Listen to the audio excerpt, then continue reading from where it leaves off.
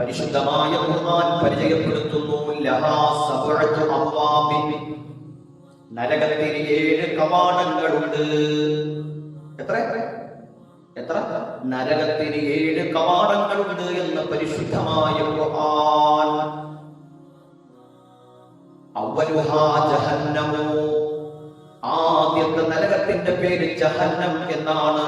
സുമ്മ ലദാ, അടുത്ത കവാടത്തിന്റെ പേര് ലദാ എന്നാണ്. സുമ്മൽ ഹുതമാ, പിന്നെയുള്ള കവാടത്തിന്റെ പേര് ഹുതമാ എന്നാണ്. സുമ്മ സഈർ, പിന്നെ സഈർ എന്നു പേരുള്ള കവാടമുണ്ട്. സുമ്മ സഖർ, പിന്നെ ഒരു നരകത്തിന്റെ പേര് സഖർ എന്നാണ്. സുമ്മൽ ജഹീം, ജഹീം എന്നു പേരുള്ള കവാടമുണ്ട്. സുമ്മൽ ഹാവിയ, ഹാവിയ എന്ന പേരുള്ള നരകവുമുണ്ട്. ഇങ്ങനെ 7 കവാടങ്ങൾ നരകത്തിനുണ്ട്. 7 കവാടവും വ്യത്യസ്തമായ തെറ്റുകളിൽ രമിച്ച് ജീവിക്കുന്നവരെ വസിപ്പിക്കാനുള്ള ഇടമാണ്.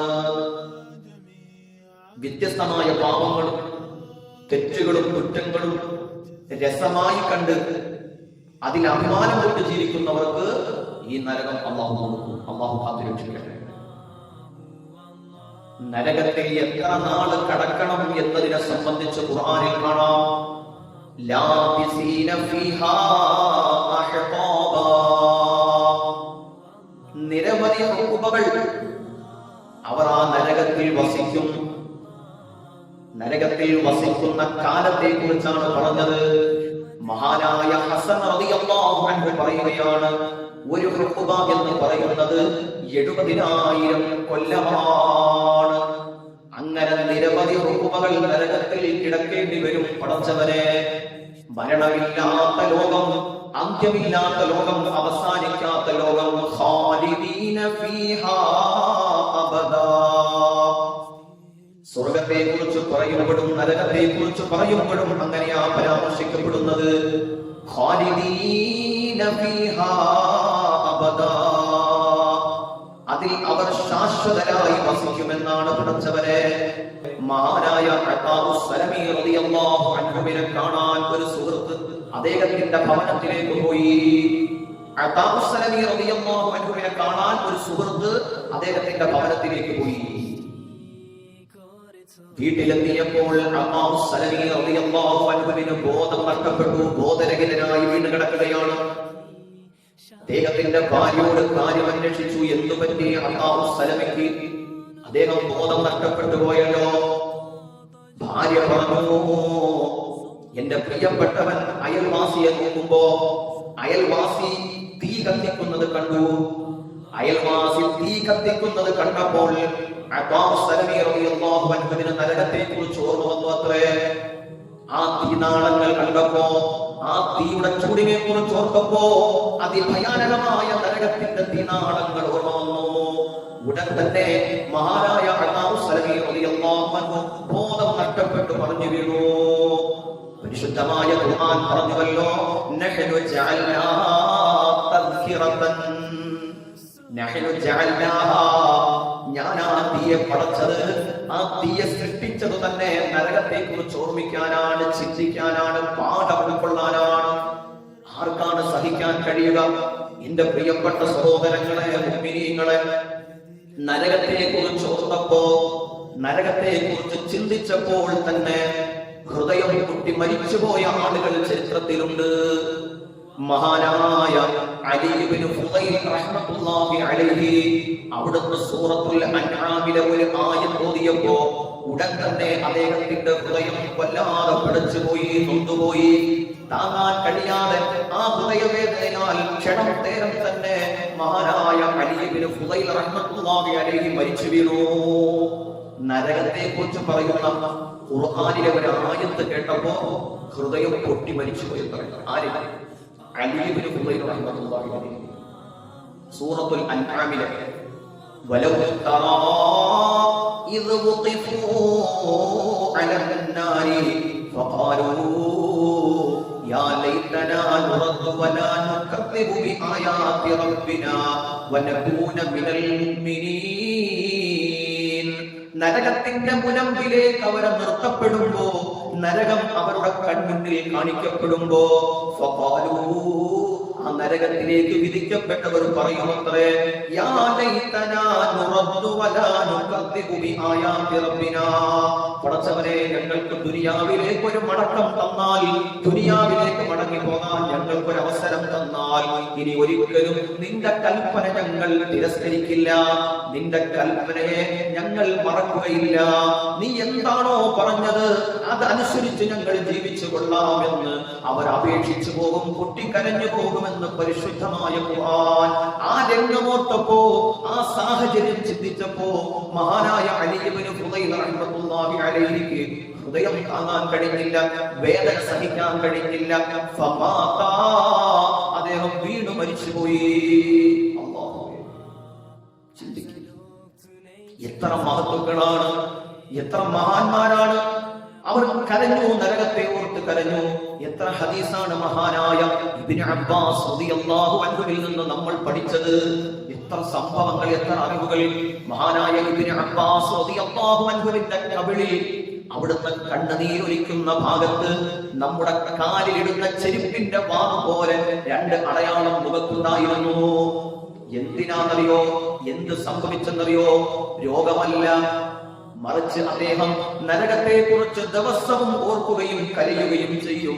എല്ലാ ദിവസവും സുജൂദ് ചെയ്യുന്നവന്റെ നെറ്റിത്തടത്തിൽ തഴമ്പ് വരുന്നത് പോലെ, കാൽമുട്ടുകളിൽ തഴമ്പ് വരുന്നത് പോലെ, കാലുകളിൽ തഴമ്പ് വരുന്നത് പോലെ, അല്ലാഹുവേ, നരകത്തെ ഓർത്ത് കരഞ്ഞ് കരഞ്ഞ് കവിൾത്തടങ്ങളിൽ കറുത്ത വര വീണുപോയി മഹാനായ ഇബ്നു അബ്ബാസ് റളിയല്ലാഹു അൻഹുവിന്റെ. ഇങ്ങനെ എത്ര ആളുകൾ. നരകം നിസാരമല്ല മുഅ്മിനീങ്ങളെ, നരകം നിസാരമല്ല. മഹാനായ മുത്തുനബി മുഹമ്മദ് മുസ്തഫ സല്ലല്ലാഹു അലൈഹി വസല്ലമ തങ്ങൾ സ്വഹാബത്തിനോട് പറഞ്ഞു, സ്വഹാബത്തെ, ഞാൻ കണ്ടതൊക്കെ നിങ്ങൾ കണ്ടിരുന്നുവെങ്കിൽ, ഞാൻ അറിഞ്ഞതൊക്കെ നിങ്ങളും അറിഞ്ഞിരുന്നുവെങ്കിൽ നിങ്ങൾ കരയുമായിരുന്നു, നിങ്ങൾ പൊട്ടി പൊട്ടി കരയുമായിരുന്നു. ആ സമയത്ത് സ്വഹാബത്ത് ചോദിച്ചു, വമാ റഅയ്ത യാ റസൂലല്ലാഹ്, നബിയേ, അങ്ങെന്താണ് കണ്ടത് നബിയേ? ഇത്രയും കരയാൻ, ഇത്രയും വിഷമങ്ങൾ ഹൃദയത്തിൽ തന്നാൽ എന്താണ് നബിയെ അങ്ങ് കണ്ടുപോയത്? ഹബീബായ നബി തങ്ങൾ പറഞ്ഞു, റഅയ്തുൽ ജന്നത വന്നാർ, ഞാൻ സ്വർഗ്ഗം കണ്ടു സ്വഹാബത്തെ, ഒപ്പം നരകത്തെയും കണ്ടു. നരകത്തെ കണ്ടു. നരകത്തെ പടച്ചവൻ സൃഷ്ടിച്ചതിനു ശേഷം ആ നരകത്തിനെ കാവൽ നിർത്തിയ മലക്ക് പോലും നരകം കണ്ട് പിന്നെ ചിരിച്ചിട്ടില്ല. മലക്കുകളിൽ പുഞ്ചിരിക്കാത്ത ഒരു സൃഷ്ടി ഉണ്ടെങ്കിൽ അത് ആ നരകം കാക്കുന്ന മലക്കാണ്. മലക്കിന് പോലും നരകത്തെ കണ്ടിട്ട് സഹിക്കാൻ കഴിയുന്നില്ല. ജീവിച്ചിരുന്ന മഹാന്മാർ, മഹത്തുക്കളൊക്കെയും നരകം അവരുടെ ജീവിതത്തിൽ, അവരുടെ ഹൃദയത്തെ പൊട്ടിച്ചു കളഞ്ഞു. അല്ലാഹുവേ, നരകമോചനം നീ ഞങ്ങൾക്ക് തരണേ അല്ലാഹ്. റമദാനിന്റെ അവസാനത്തെ 10 കുറഞ്ഞ ജോലി കൊണ്ട് കൂടുതൽ സമ്പാദിക്കാൻ സാധിക്കും മുഅ്മിനീങ്ങളെ. നരകമോചനത്തിന് വേണ്ട പ്രവർത്തനങ്ങൾ ജീവിതത്തിൽ പ്രതിജ്ഞ ചെയ്തോ. ഏറ്റവും എളുപ്പമുള്ള ഒരു വഴി ഞാൻ പറയാം. ഏറ്റവും എളുപ്പമുള്ള വഴി, ധാരാളം വഴികളുണ്ട്. നരകത്തിൽ നിന്ന് രക്ഷപ്പെടാൻ ധാരാളം വഴികളുണ്ട്. ഏറ്റവും എളുപ്പമുള്ള ഒരു വഴി ഞാൻ പറഞ്ഞു തരാം. ആർക്കും ചെയ്യാൻ കഴിയില്ല, ഒരു ചെലവുമില്ല, ഒരു ബുദ്ധിമുട്ടും വേണ്ട. ചെയ്യില്ലേ? അല്ലാഹു തൗഫീഖ് ചെയ്യട്ടെ. ഹബീബായ മുത്തു മുഹമ്മദ് മുസ്തഫ സ്വല്ലല്ലാഹു അലൈഹി വസല്ലമ തങ്ങൾ പറയുകയാണ്, ഒരാൾ മനിസ്തആറ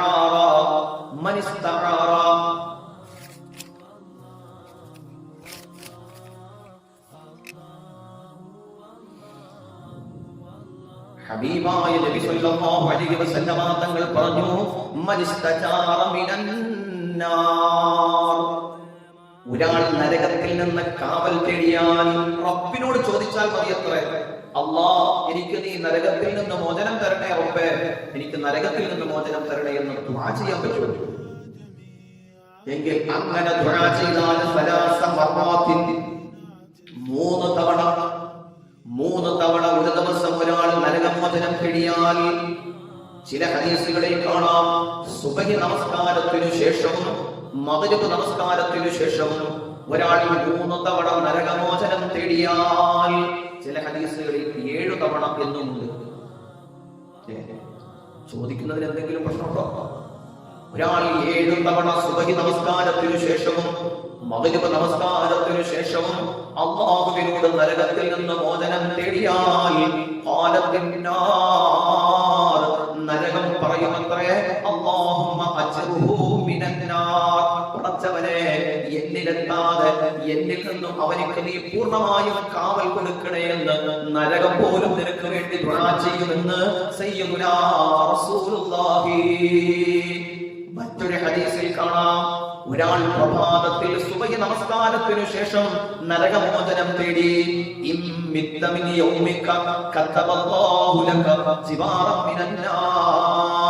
പ്രഭാതത്തിൽ നരകത്തിൽ നിന്ന് കാവൽ തേടിയവൻ ആ പകലിൽ മരണപ്പെട്ടു പോയാൽ അവന് നരകമോചനം ഉറപ്പായി. ഇനി അവൻ വൈകുന്നേരമാണ്, മഗ്രിബിന് ശേഷമാണ് അല്ലാഹുവിനോട് നരകമോചനം തേടിയതെങ്കിൽ ആ രാത്രിയിൽ പുലരുന്നതിന് മുമ്പ് അവൻ മരണപ്പെട്ടാലും അവൻ നരകത്തിൽ നിന്ന് കാവൽ തേടിയിട്ടാണ് മരണപ്പെട്ടത് എന്ന പരിഗണന കൊണ്ട് അല്ലാഹു തആല അവന് നരകത്തിൽ നിന്ന് സുരക്ഷിതത്വം കൊടുക്കുമെന്ന് സയ്യിദുനാ മുഹമ്മദ് റസൂലുള്ളാഹി സ്വല്ലല്ലാഹു അലൈഹി വസല്ലം. അല്ലാഹുമ്മ അജ്റുഹു മിനന്നാർ. ജുമഅകൾക്ക് നമ്മൾ ആവർത്തിച്ച് പറയുന്ന കാലമാണ് ഇത്. നമ്മൾ ശ്രദ്ധിക്കാറില്ല അല്ലേ? ഹബീബ് മിമ്പറിൽ നിന്ന് പറയാറില്ലേ, അല്ലാഹുമ്മ അജ്ർനി മിനന്നാർ, പടച്ചവനെ നരകത്തിൽ നിന്ന് മോചനം തരണേ അല്ലാഹ്. അജ്ർനി എന്നാണ്. അല്ലാഹുമ്മ ജീമിന് കിസർ സുകൂരുടെ അല്ലാഹുമ്മ അജ്റുഹു എന്ന് പറയരുത്. അജ്റുഹു എന്ന് പറയുന്നത് കൂലിയാണ്, നരകത്തിൽ എന്തേനായി പോകും. നമുക്ക് ചോദിക്കേണ്ടത് അല്ലാഹുമ്മ അജ്ർനി അല്ലെങ്കിൽ അല്ലാഹുമ്മ അജ്ർനാ മിനന്നാർ. അല്ലാഹുവേ നരകത്തിൽ നിന്ന് കാവൽ തരണേ അല്ലാഹ്. അല്ലാഹുമ്മ അജ്ർനാ മിനന്നാർ. അല്ലാഹുവേ നരകത്തിൽ നിന്ന് കാവൽ തരണേ അല്ലാഹ്. ഇങ്ങനെ ഒരാൾ നിരന്തരം ആവശ്യപ്പെടുകയാണെങ്കിൽ അവന്റെ ജീവിതത്തിൽ ഇത് പതിവായി കഴിഞ്ഞാൽ അവന് നരകമോചനം ഉണ്ടത്രേ. ലോകത്തിന്റെ നേതാവ് മുഹമ്മദ് മുസ്തഫ സല്ലല്ലാഹു അലൈഹി വസല്ലം